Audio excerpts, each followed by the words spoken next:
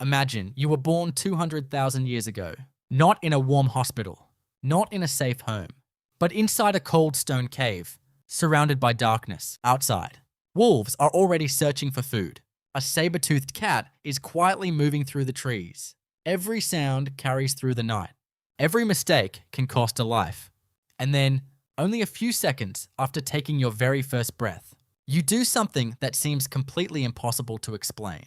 You cry, not quietly, not for just a moment. You cry loudly enough for the entire valley to hear.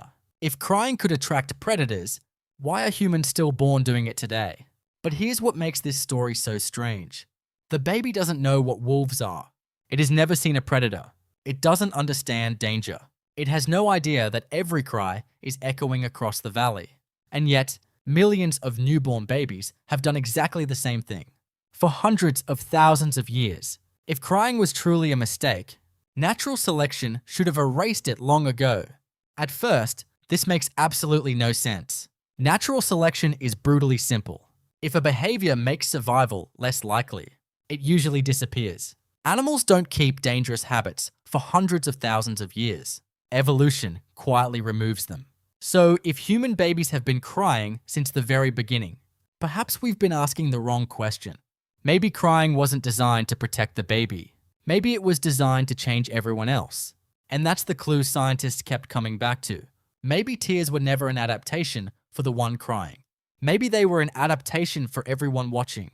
Because the moment that baby cried, something extraordinary happened. Every adult stopped what they were doing. Hunters looked away from their weapons. Gatherers forgot their work. Every pair of eyes turned toward one tiny human, not because they were told to, but because they simply couldn't ignore it. Now think about what just happened. One helpless newborn managed to change the behavior of an entire group of adults. No strength, no weapons, no language, just one simple sound.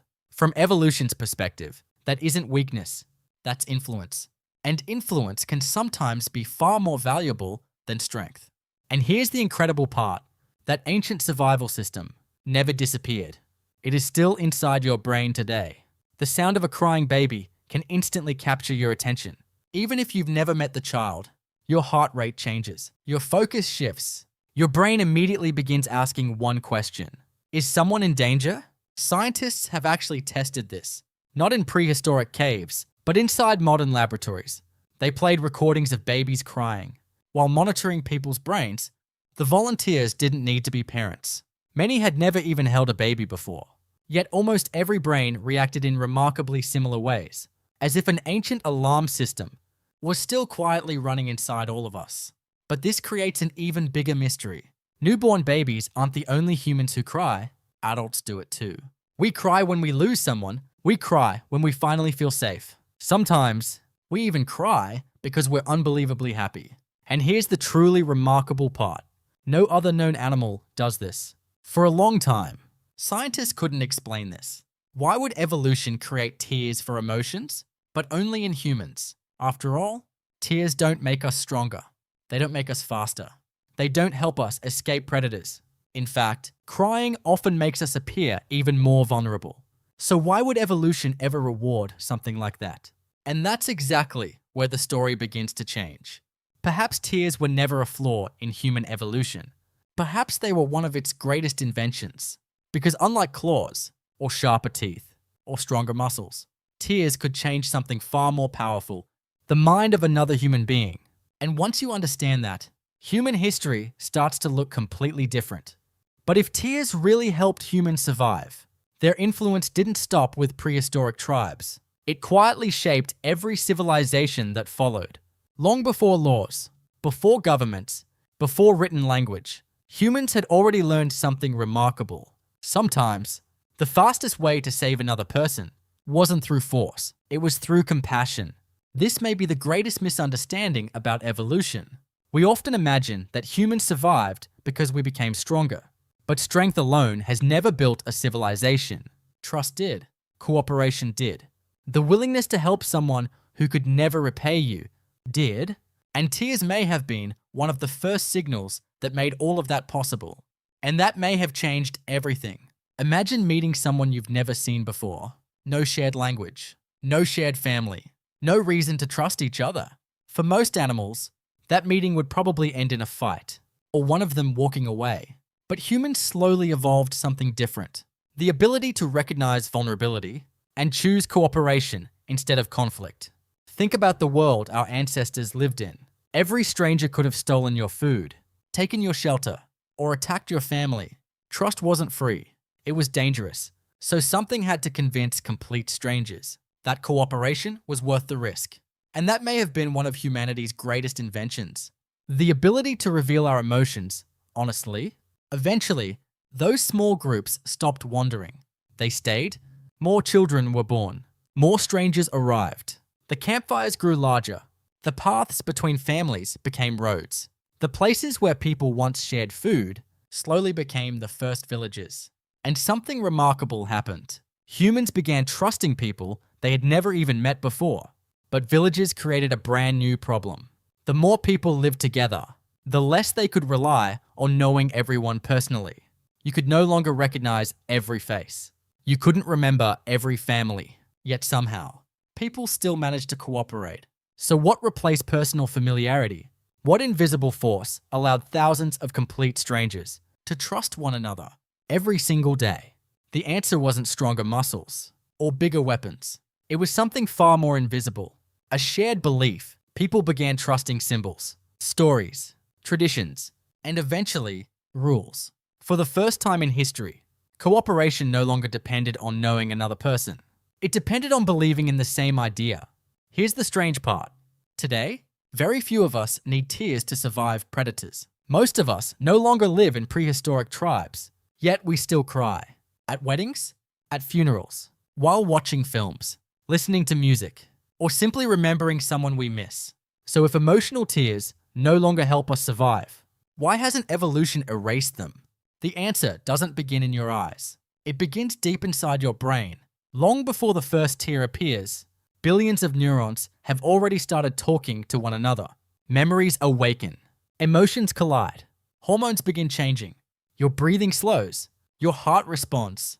And all of this happens before a single drop of water ever reaches your face. Scientists believe crying doesn't simply express emotion, it also helps regulate it.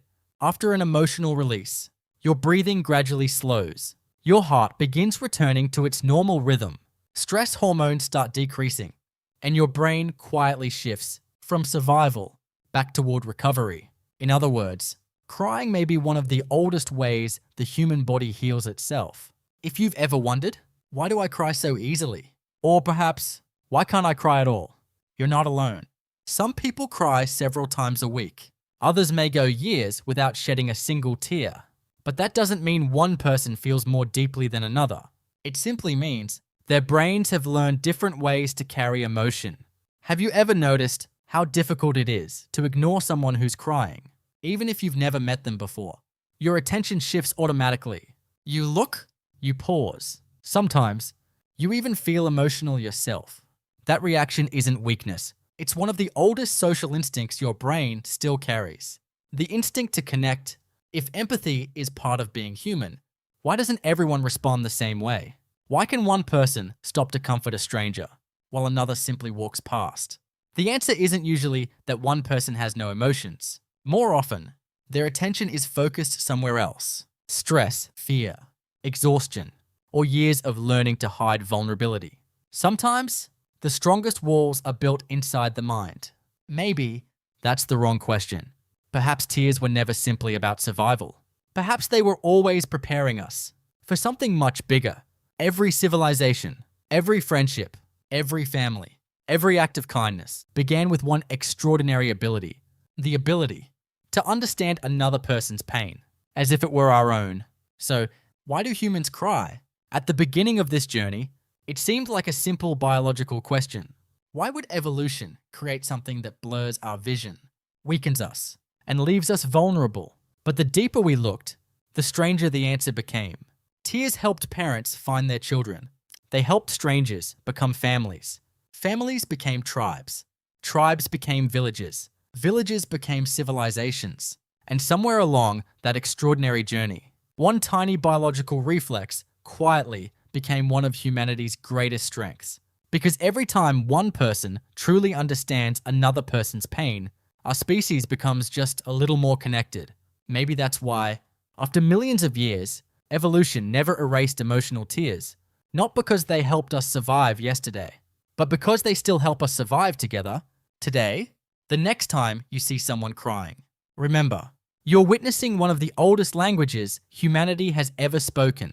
If you enjoyed exploring the hidden stories behind ordinary human behavior, subscribe to Sketching Humanity, because there are countless everyday mysteries still waiting to be explained. And before you go, leave a comment below. When was the last time a tear changed the way you saw someone? Thanks for watching. I'll see you in the next story.